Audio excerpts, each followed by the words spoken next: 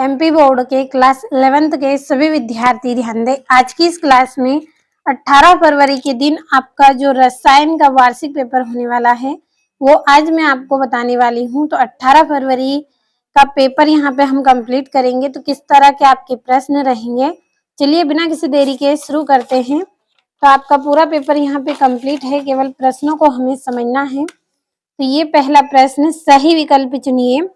पहला है एनटीपी पर 22.4 लीटर नाइट्रोजन का द्रव्यमान उतना ही होगा जितना 22.4 लीटर। तो ये इसका आंसर आपका रहेगा कार्बन मोनोऑक्साइड का। किसका रहेगा? कार्बन मोनोऑक्साइड का मान रहेगा।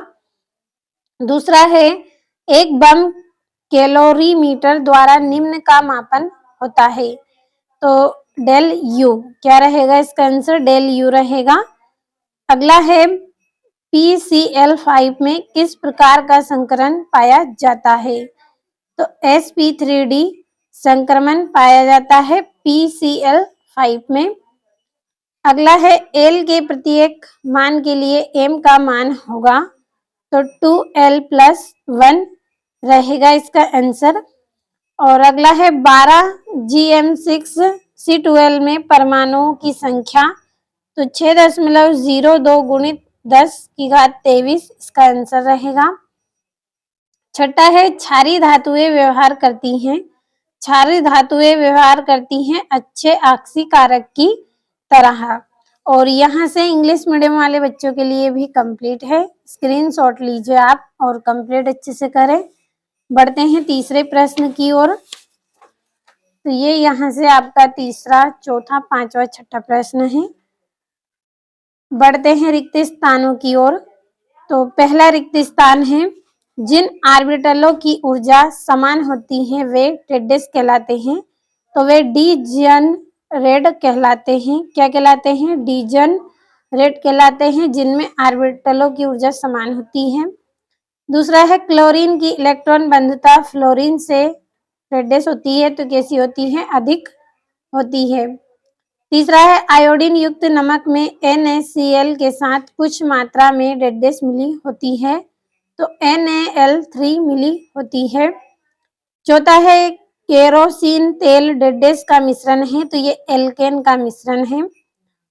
चौथा है SS पार्श्व अतिव्यापन से डेडेस बंध बनता है, तो इसमें सिग्मा बंध बनता है। और हेनरी का नियम डेडेस की विलयन में विलेयता से संबंधित है, तो गैस की विलयन से संबंधित है। यहाँ से इंग्लिश मीडियम वाले बच्चे आप भी कंप्लीट कर लीजिए। अब बढ़ते हैं जोड़ियों की तरफ। आपका तीसरा प्रश्न है, सही जोड़ी बनाइए। पहली है हकल का नियम, तो इसका रहेगा एरोमेटिकता। दूसरा है हीरे की संरचना, तो इसकी जोड़ी रहेगी त्रिम जालक।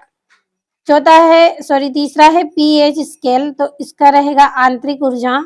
और बम कैलोरीमीटर, तो इसका रहेगा तीसरा रहेगा सोरेनसन और चौथा रहेगा आंतरिक ऊर्जा। और इलेक्ट्रोमेट्रिक प्रभाव, तो इसका रहेगा अस्थायी प्रभाव। तो ये हो गई आपकी जोड़ियां। यहाँ से अगला प्रश्न है, एक वाक्य में उत्तर लिखिए। पहला है कार्बोनियन में कार्बन पर कौन सा आवेश होता है? तो इसमें ऋण आवेश होता है।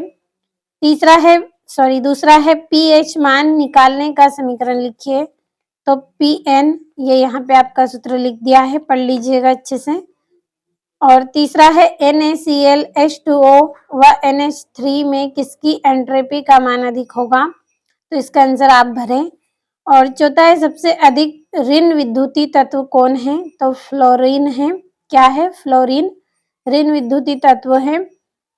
और प्रबल अम्ल व प्रबल क्षार की उदासीनीकरण उष्मा का मान में कितना होता है? तो 97 kg होता है।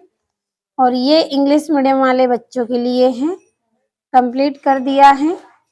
अब बढ़ते हैं अगले प्रश्न की ओर। यहाँ से पांचवा प्रश्न है, सत्य असत्य लिखिए। पहला है नाइट्रोजन के 5 ऑक्साइड का बनना गुणित अनुपात के नियम अनुसार है, तो सत्य है। दूसरा है अब बाहु सिद्धांत परमाणु में प्रोटॉनों के वितरण से संबंधित है, तो सत्य है। तीसरा है HCl में आयनिक बंध पाया जाता है, असत्य है। चौथा है मार्कोनिकोफ नियम द्वारा असममित एल्केन पर असममित अभिकारकों का योग होता है, सत्य है। पांचवा जल में अम्ल व क्षार दोनों प्रकार के गुण होते हैं, सत्य है। और ऑक्सीकरण संख्या और संयोजकता सदैव समान होती है, तो ये भी सत्य है। यहाँ से इंग्लिश मीडियम वाले बच्चे आप स्क्रीनशॉट लें। इसके बाद हमारे प्रश्नों को हम पढ़ेंगे। तो 18 फरवरी का पूरा पेपर आपको यहाँ पे बता रही हूँ, कंप्लीट अच्छे से करें।